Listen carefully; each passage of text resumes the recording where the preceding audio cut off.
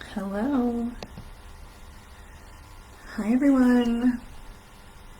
Welcome in. Today we're diving into a really big one. We're gonna look at overthinking. So if you've ever felt like your brain wouldn't turn off, like you've got all these ideas, but you can't seem to move forward with anything, then this training is for you. I see this so often in soul-led women. You're brilliant, you're creative, you're intuitive, you have so much to offer, but the more you think, the less you actually do. And it keeps you circling in frustration, and you're seeing other people move forward, and then it just validates it over and over again for you. So let's zoom out. Overthinking is one of the biggest blocks that I see holding back spiritual entrepreneurs, women who are interested in having a service offering. Sorry, I just can't get used to this Facebook stream. Where was I? Yeah, it's one of the biggest gaps that I see in women who are wanting to share more with the world. You have all these ideas, these passions, you feel this nudge that the world needs what you carry, and then the spiral starts of, might not be these words exactly, but what if this isn't good enough?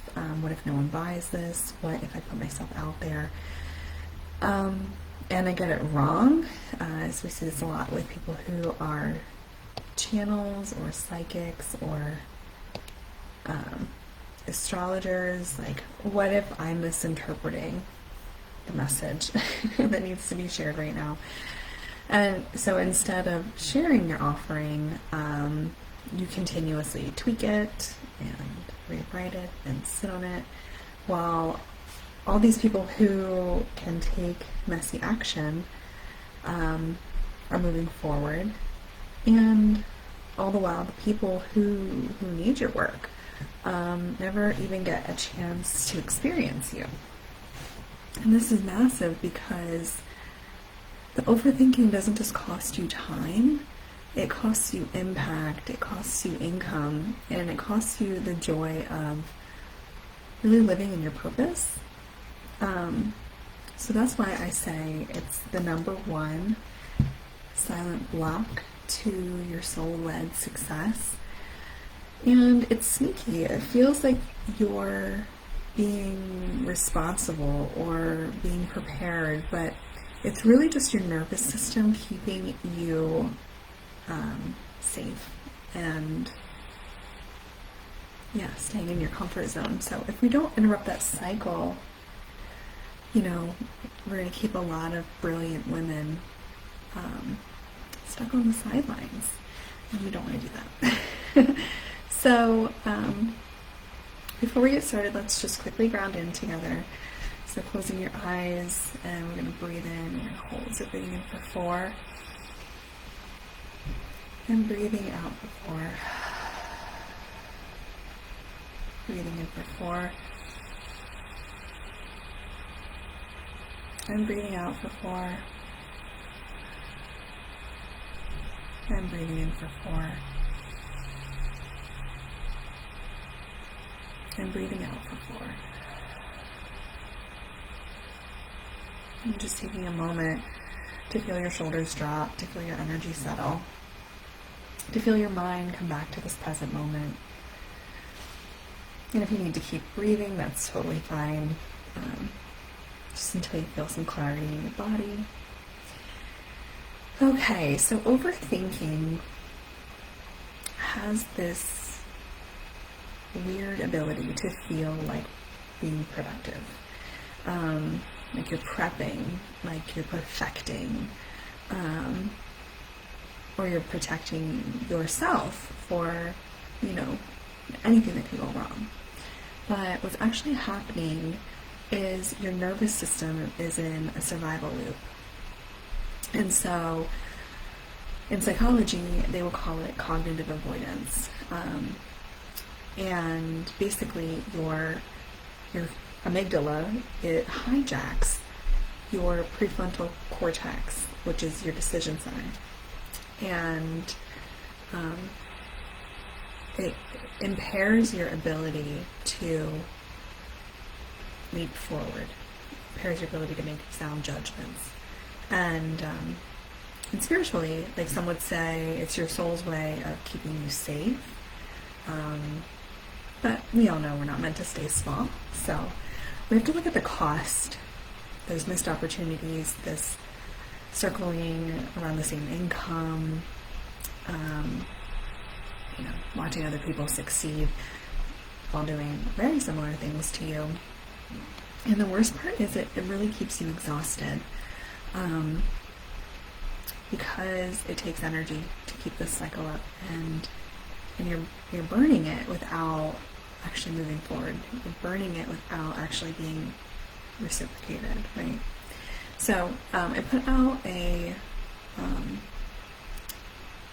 freebie, like a PDF, earlier this week with 5 ways that you can tell, 5 things that you're doing, 5 signs that you're stuck.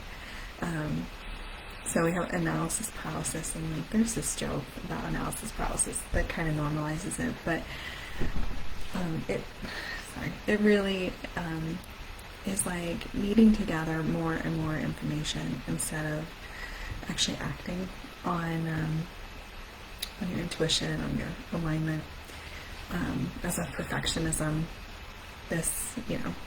I'm guilty of this, tweaking something until it's perfect or flawless. There's also second guessing, so number 3, second guessing. And every decision feels heavy here. You'll initially get excited because you've made a decision and you've started to move forward, and then you'll just, the fear will creep up, and the decision will get heavy. And there's that fear that there's some things going to circle around, and it's not going to happen the way you had intended, or the launch is going to fall flat, or your Instagram won't get the views, or whatever it is. Second guessing can feel really heavy. Number 4 is future tripping. This is when you overanalyze every possible outcome and you live in those moments. You worry more about the future than actually launching, actually getting out there. Future tripping is essentially anxiety, right? That's worry about the future. And that's okay. It's okay to have like a little anxiety about things, but when your inability to get through each of the things that could happen prevents you from moving forward, then that's where the problem is. And then the last one was stalled momentum. So, we have big dreams, but there's no traction, and you're not able to really get moving. Or sometimes with that stalled momentum, there could be like some self-sabotage of, like, you have all these things that you have to do, and yet you just can't seem to do them. So if you resonate with even, oh no, did I lose you guys? Oh, okay. Oh my gosh, Facebook Lives just, they drive me crazy. Anyway, if you resonate with even one of these, you're not alone. Most of us have moved through all 5 at some point. Some of us have more than one. So anyway, that's why I love this next part where we talk about, so I'm referring back to the PDFs that I put into the Facebook group earlier this week. The 5 shifts that we can do to kind of break out of these cycles, because awareness of the cycle is how you break it. Awareness brings you back into the present moment. You can call yourself out on a behavior and you can change it. And when you change it, you change the trajectory, you change your future action. And that's where the magic is. So, when we think about number 1, we think about analysis paralysis, when you're, gathering more information instead of acting. Beautiful reframe here would be, well, instead of what if it fails, asking yourself what if it works. So getting into that future state of gratitude, attaching to the feeling behind the success, the desire of why you are trying to, jump into a spiritual career or launch your offerings to the world. What does that look like? What does that feel like? Because that's really what drives the jealousy, the envy of others who are getting ahead on a similar path, is we see them living the life that we want. So attached to those feelings, like, what if it works? Well, I will be hosting conferences, I will be writing a book, I will be, making $10,000 a month, whatever the outcome is, attached to that instead. And then when it comes to perfectionism and just looping until it's flawless, give yourself a timeline. Give yourself 24, 48. If you're a reflector in human design like I am, they say to give yourself a lunar cycle, which is 28 days. That's not always practical, but give yourself the time that you need to move through a decision. So when clarity comes, you can take action on that. Okay, so then we have second guessing, and then how do we get out of second guessing? We really need to move from that heaviness of, doubting ourselves, by anchoring into the body, so that when we make a decision, we feel calm and comfortable in that decision throughout our whole nervous system. So as a breathwork practitioner, I love to use breathwork.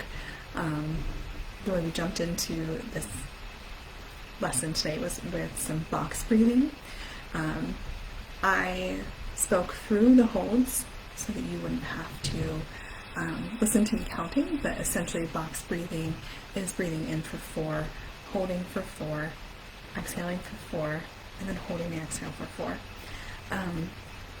So, when we move into like a slow, calibrated breath, and we have an exhale or a time without an inhale that's longer than the inhalation period, we move into a parasympathetic nervous system response. And this is where we can move into what's called rest and digest instead of activation.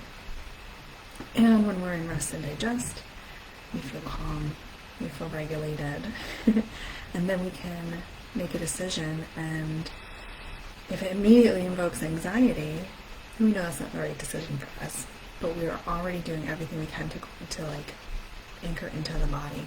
Another great way is journaling. Another great way is grounding, getting outside, putting your feet in the grass or in some water, walking on the beach, whatever it is. Movement, like slow movement, yoga, all these types of things can help you really anchor into the body. Number 4 was future tripping, so worrying about every possible outcome in the future. The way that we can shift out of that is by taking micro actions.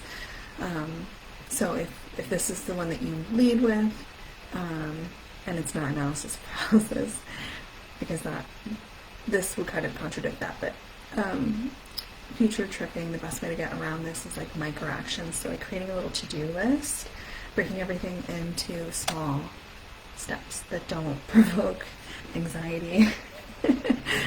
I like to think about when you sit down for your first college class, and they give you the syllabus, and you're like, oh my god, I'm going to write a 20-page report on something I've literally never heard about. And then you think, well, that's going to happen in 10 weeks or 12 weeks. Whenever the term is over, that's the final project. That's what's due.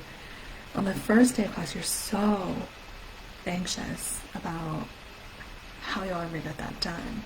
But as you go through the term, you realize like you're already making small progress towards it, so it becomes easier. And then you look back and you're like, oh my god, I did it!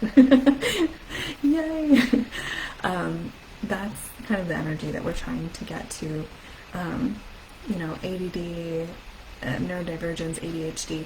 These are forms of like executive dysfunctioning. And when you have executive dysfunction, you literally cannot break a task up. So make sure that you're you can run this through ChatGPT too, and you can say like, here's what I want to do. Can you break it into small 10-minute tasks for me? And Chat's got you. Chat will help you not self-sabotage yourself. Just give it a little bit of time to get that style of working boundaries in place, and then you'll start to notice momentum building, and that can bring a lot of clarity. And then lastly, we talked about stalled momentum. So, all of these like what ifs and maybe self-sabotage or like procrastination, this inability to get things moving forward for whatever reason. Procrastination actually is a nervous system response where we move forward when we're in that fight or flight, and like we do our best work when we're under like extreme stress, which is not good. Like if you have a child that's a procrastinator, like you want to nip that in the bud, because it's going to create a lot of anxiety and all that later on in life. But what we want to do for this one is we really want to interrupt the loop. So when we think about like what the recurring themes are, what you're ruminating on with the what ifs, what if this happens, what if that happens, we want to write those down. And I like to do that in like a journal or about the page, and burn that whole page. Maybe do it under like a full moon so that we're releasing it, whatever feels good to you. And this ritual is like an act to the nervous system to let them know that like we're no longer operating in that mindset. I'm aware of what my recurring loops are, and I've put them down, I've made peace with them, and now, we're going to move on from here, right? So, overthinking, it's not who you are, it's a learned survival response. And your soul didn't incarnate here just to survive. Okay? Like, say that again, say that as many times as you need to. Your soul did not come here just to survive a lifetime on Earth. Like, what? It came here to thrive, to expand, to grow, to learn, to lead, to love, to feel, to do all of that. So if you're not experiencing that in every aspect of your life, let's change that. So every time you choose action over fear, you're going to rewire your reality. You're going to stop that timeline in its tracks and jump to a new one. So if you resonated with anything that I laid out today, here's what I want you to do. I want you to grab the free cheat sheet that I created. I want you to walk through the 5 shifts in writing so that you can start to use them for where you are right now. Think about what your goals are. We only have 3 months left in this year. Think about what your goals are for the end of the year. Think about what your goals are for 2026. Think about how you're stopping yourself with overthinking. Maybe find out where your tendencies lie. Are you an analysis paralysis type of girl? Are you future tripping? Are you like constantly in the anxiety of the future? just figure out where you are right now. Figure out what style's holding you back. Try the reframes of that. And if you're ready to break out of this cycle for good, then this is exactly what we do in Unleashed. In 12 weeks, I take you from a budding spiritual girly who wants to put her offerings out to the world but doesn't even know where to start, wants to leave her 9 to 5, which feels soulless and draining, and we go in to your Akashic records, we do breath work, we do nervous system resetting, we do all these amazing tools and modalities to help you discover why your soul's here, what frequency you hold, what your gifts are to share with others, how you can create an offer around that. We actually, map out an offer for you in 12 weeks, or I keep working with you until you do.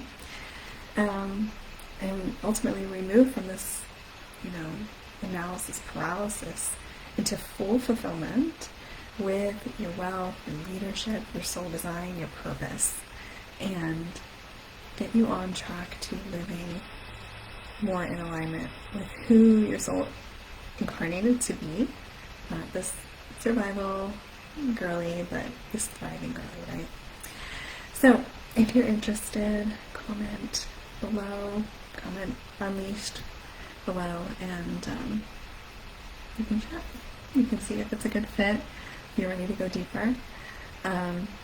Anyway, that is all I have for you today, and I hope that you're enjoying kind of jumping on and learning. We have a co-working session on Tuesdays at 4:30 in the afternoon Eastern Time, and during that time we bring what we need to do for our soul-led business or soul-led offers, and we get them moving forward. And then now on Wednesdays at noon we'll have this live chat and talk about something that's important for spiritual entrepreneurs or budding entrepreneurs who want to get their offers out there. So hopefully we can start to make some progress and come into alignment together. I hope you all have a wonderful week, and I'll talk to you soon. Bye!